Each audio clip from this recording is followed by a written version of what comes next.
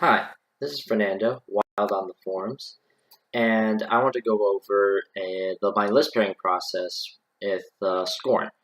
And for me personally, I've always picked several casters that I liked and try to cover a second one with one of their weaknesses. In this particular setup, I'm going to go over my personal favorite, which is Zaal2. And the build I have is a little bit different from the others, but compared to most other lists, it's relatively the same thing. The only difference is that there are heavy war beasts like the Titan Cannoneers, and there are no Extoller advocates, so that the souls can go around. And I've always found this list to handle high defense very well, but when it comes to armor against things like the Colossals, it tends to struggle. Heavy Warjacks, on the other hand, it tends to handle it pretty well, like in heavy metal with Signar. But if I encounter like the Stormwall, any of the other ones, it just doesn't have the punch. So every single one of my lists that get paired up with it, I'll have to have one thing in common, and that is armor cracking. And the list that I'm going to go over with this one to help cover that is Tyrant Xerxis. And this is a list that has been sitting in there for some time, and it's a list that I've devised up and modified since I first put it out there. Now, the list that it contains with the Tyrant Xerxis in his battle group are the Agonizer, Tiberion, and the Archidon. The rest of his army consists of the Siege Animantarax, the Mortar Willbreaker, the Karax Cetrati with Tyrant Vorkesh, a maximum unit of Keltarii with a minimum unit of Paingiver Beast Handlers, and that covers the entire army. The whole purpose behind it is to deliver basically Tiberion and Tyrant Xerxis to crack through the core of the army.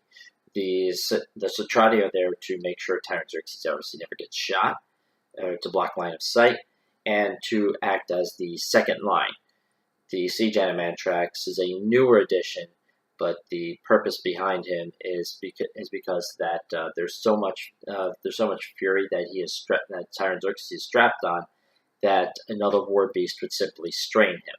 So the Siege Animantarax covers the roles of the beasts like the Titan Gladiator and the Titan Cannoneer, while still not having to worry about its own fury issues. It can do its own thing, cover a flank, without needing minimal support from the war beasts or the caster himself. The Archidon can help cover the flanks, and the Keltarii act as an initial screen. And against range, they are a much tougher unit to deal with. And once they get into melee, their use of parry and their higher speeds do help them survive, get around the combat, and clear the way for the Cetrati. Now, in the past, I've always worked with heavier war beasts like Xerxis 2 with a beast-heavy battle group, or Morgul 1 in Mark 2 with a similar build as well. This is a departure for me in that it's a little bit more combined arms, but at the same time, it's something that the other lists that I've worked with in the past, they're able to crack armor, but if they start losing the attrition war, it doesn't play well, and they tend to lose ground very quickly. And that tends to be a problem for Scorn. Once they start losing the attrition, it's sometimes very difficult for them to recover from that. Zaal2 can play the attrition game very well, but that's in part due to the fact that he wants his army to die. Vengeance is in place. He collects the souls.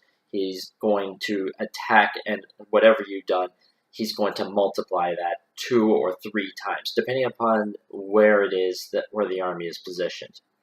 It takes a very savvy player to counteract that ability.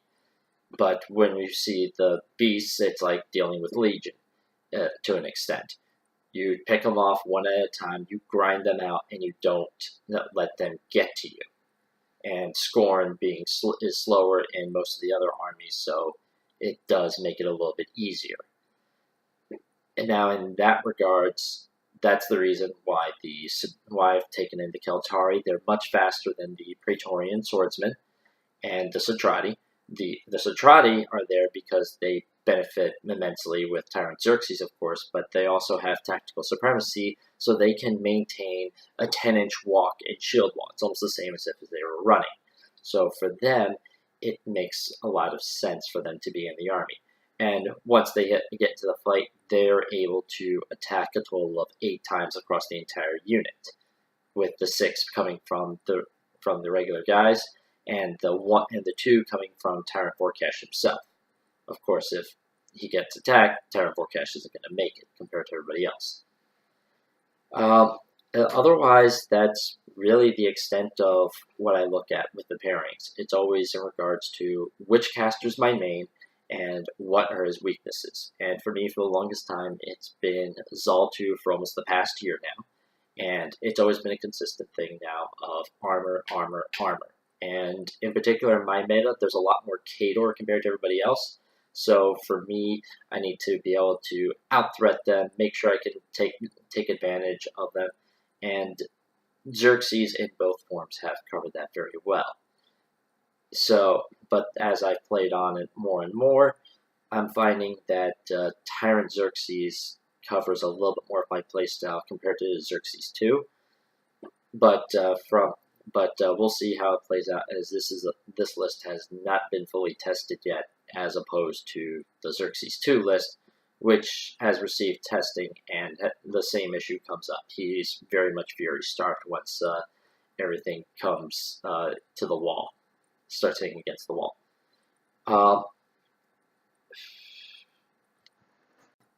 The main thing that I do have to point out with Zaal2 versus other casters in Scorn is that when taking him out as a main, his mentality is different from the others.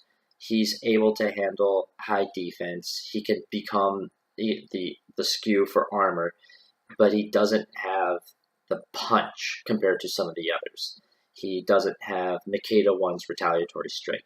He doesn't have the Stay Death abilities of Makeda 2. He relies on the bodies in front of him to feed him and to multiply and to become a force multiplier himself. If he cannot do that, then obviously he completely falls apart. So this band of heroes will take him apart. Those same lists also in the past, they have handled very, very well against my beast heavy lists and have utterly decimated them. So this is the reason why I'm looking at them a little bit differently and try to see what is the best approach. And so far, Tyrant Xerxis fits that bill. He covers the extent of the armor cracking that I want, giving a Weapon Master feat effectively. And on top of that, he is able to put out numerous bodies in comparison to the other armies, and so he's able to handle that skew of multiple heavy warjacks or other heavy armor units that there's going to be multiple attacks coming in on him, and he's able to cover that. That's all there is really to talk about. Really, this is part of this is theory, part of this is already stuff that's been play tested and worked out very well, both in tournaments the past year, before and after the errata, as well as in Mark II. It's something that's still consistent now, thanks to the fact that Zaal2 hasn't really changed all that much. So it's just a matter of seeing whether or not Tyrant Xerxis himself pans out, and if it's actually what he wants to run as a secondary to help cover it and not necessarily as the main. Well, that's all the time I have for now, and I will see you guys next time.